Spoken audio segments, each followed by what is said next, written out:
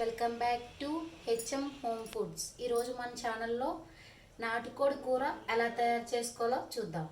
దానికి కావాల్సిన పదార్థాలు: 3/4 kilo chicken, half table spoon పసుపు, 1 స్పూన్ ధనియా పౌడర్, కర్రీకి కావాల్సినంత కారం, సరిపడా ఉప్పు, అల్లం వెల్లుల్లి పేస్ట్, 4 చిన్న ఆనియన్స్, 3 పచ్చిమిర్చి, 2 టమాటా, అలాగే కొత్తిమీర వేసుకుందాం.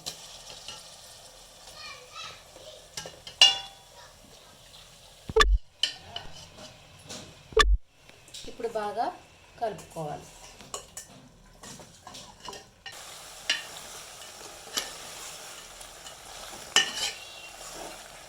ఇందులో కట్ చేసి పెట్టుకున్న టమాటాను వేసుకోవాలి.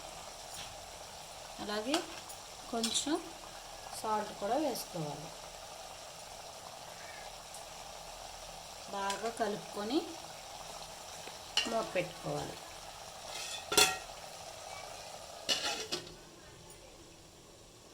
ఇప్పుడు మన చికెన్ కర్రీ ఎంతవరకు బాయిల్ అయిందో చూద్దాం.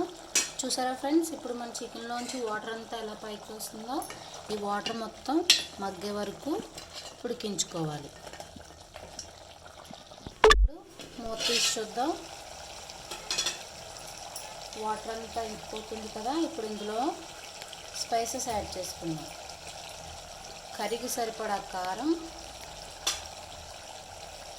తగినంత సాల్ట్,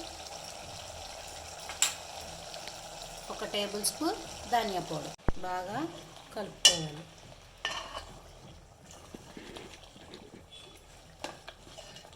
దీన్ని ఒకసారి కలుపుకొని ఇందులో కర్రీ ఉడకడానికి సరిపడా వాటర్ యాడ్ చేసుకోవాలి.